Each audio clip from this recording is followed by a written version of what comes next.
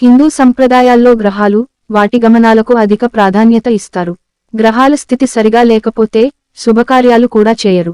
అలాంటి కాలాన్నే మూఢం లేదా మౌఢ్యం అంటారు. ఈ మూఢాలు రెండు రకాలు, ఒకటి గురు మూఢం, రెండోది శుక్రమూఢం.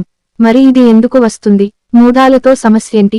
ఈ రోజుల్లో శుభకార్యాలు చేయొద్దని ఎందుకంటారు?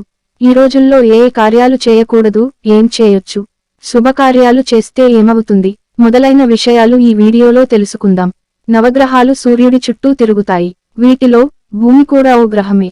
భూమి, సూర్యుడు ఏదైనా ఒక గ్రహానికి ఒకే వరుసలో ఉన్నప్పుడు ఆ గ్రహం భూమి మీద ఉన్నవారికి కనపడదు. దీన్నే అస్తంగత్వం లేదా మూఢం అంటారు. గ్రహాలకు రాజు సూర్యుడు. అంటే సూర్యుడికి అత్యంత సమీపంలోకి ఏ గ్రహమైనా వస్తే ఆ గ్రహం తన శక్తిని కోల్పోతుంది. అలా గురు గ్రహం సూర్యుడికి దగ్గరగా వచ్చినప్పుడు గురు మౌఢ్యం, శుక్రుడు సూర్యుడికి దగ్గరగా వచ్చినప్పుడు శుక్ర మౌఢ్యం వస్తుంటాయి. ఆ సమయంలో ఆ గ్రహాలు బలహీనంగా మారిపోతుంటాయి. అందుకే దీనికి మూఢం అనే పేరు పెట్టి శుభకార్యాలకు దూరంగా ఉండమని పండితులు చెబుతుంటారు. 2024లో పెళ్లి ముహూర్తాలు ఫిబ్రవరి 11 నుంచి ఏప్రిల్ 26 వరకు ఉన్నాయి. తిరిగి ఆగస్టు 8 నుంచి సెప్టెంబర్ 6 వరకు ఉన్నాయి.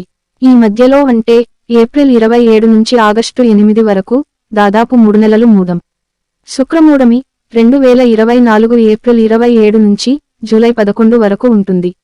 గురుమూఢమి 2024 మే 7 నుంచి జూన్ వరకు ఉంటుంది. కొన్ని పంచాంగాల్లో డేట్స్ ఓ 2 రోజులు అటు ఇటు ఉంటాయి. మూఢంలో ఏం చేయకూడదు? శుభగ్రహాలు బలహీనంగా ఉంటాయి కాబట్టి మూఢాల్లో వివాహాది శుభకార్యాలు జరుపకూడదు. లగ్నపత్రిక రాసుకోకూడదు మరియు వివాహానికి సంబంధించిన మాటలు కూడా మాట్లాడుకోరాదు. పుట్టు వెంట్రుకలు తీయించరాదు. గృహ శంకుస్థాపనలు చేయరాదు. ఇల్లు మారకూడదు.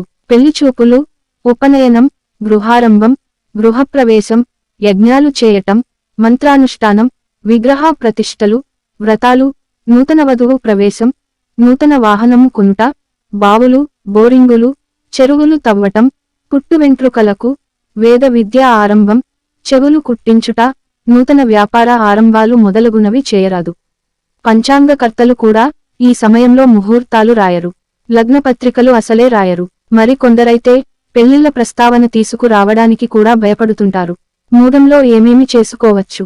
అన్నప్రాసన చేసుకోవచ్చు, ప్రయాణాలు చేయవచ్చు, ఇంటి రిపేర్లు చేసుకోవచ్చు, భూములు కొనడం, అమ్మడం, అగ్రిమెంట్లు చేసుకోవడం చేయొచ్చు, నూతన ఉద్యోగాల్లో చేరొచ్చు, విదేశాల్లో ఉద్యోగం కోసం వెళ్ళొచ్చు, నూతన వాహనాలు కొనుగోలు చేయడం, నూతన వస్త్రాలు కొనుక్కోవడం వంటివి చేయొచ్చని చెబుతున్నారు. జాతకం రాయించుకోవడం, నవగ్రహ శాంతులు, జప, హోమాది శాంతులు, సీమంతం, నామకరణం, అన్నప్రాసన కార్యక్రమాలు గురుమౌఢ్యమి వచ్చినా, శుక్రమౌఢ్యమి వచ్చినా చేయవచ్చును. గర్భిణీ స్త్రీలు, బాలింతలు తప్పనిసరి పరిస్థితులలో మూఢాలలో ప్రయాణం చేయాల్సి వస్తే శుభతిథులలో అశ్వని, రేవతి నక్షత్రాలలో భర్తతో కలిసి ప్రయాణం చేస్తే శుక్రదోషం వర్తించదని శాస్త్రం సూచిస్తుంది. మూఢాల కాలంలో శుభకార్యాలు చేస్తే ఏమవుతుంది? మహర్షులు, జ్యోతిష్య పండితులు, అనుభవస్తులు చెప్పిన దాని ప్రకారం మూఢం సమయంలో ఏదైనా శుభకార్యం చేసినా అశుభం వినాల్సి రావచ్చు. కష్టం కలుగవచ్చు, నష్టం వాటిల్లవచ్చు. అయితే చెప్పాలంటే ఎలాంటి పట్టింపు లేనివారు నిరభ్యంతరంగా ఏ పనైనా చేసుకోవచ్చు. దీన్ని ఎంతవరకు పరిగణలోకి తీసుకోవాలి అన్నది పూర్తిగా మీ వ్యక్తిగతం. శుభగ్రహమైన శుక్రునకు మౌఢ్యమి వచ్చినప్పుడు సమస్త శుభకార్యాలు నిషిద్ధము. ఈ మూఢమి సమయంలో నూతన కార్యక్రమములు చేయకూడదు. మూఢమి అంటే చీకటి అని అర్థం. మూఢమి అనేది అన్ని గ్రహాలకు ఉన్నప్పటికీ గురు, శుక్ర మౌఢ్యమి మాత్రం మానవులపై ప్రభావం చూపుతుంది.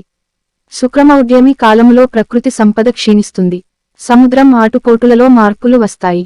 శుక్రగ్రహ పాలిత ద్వీపాలకు, ప్రదేశాలకు భూకంప ప్రమాదాలు పొంచి ఉంటాయి. శుక్రుడు సంసార జీవితానికి, శృంగార జీవితానికి కారకుడు. జాతకంలో శుక్రుడు బలహీనముగా ఉంటే సంసార జీవితం సజావుగా సాగదు. ఇలాంటి వారు ఇంద్రాణీదేవి స్తోత్రం పారాయణం చేయండి. మా వీడియో కనుక మీకు నచ్చినట్లయితే లైక్ చేయండి, షేర్ చేయండి మరియు సబ్స్క్రైబ్ చేసుకోండి.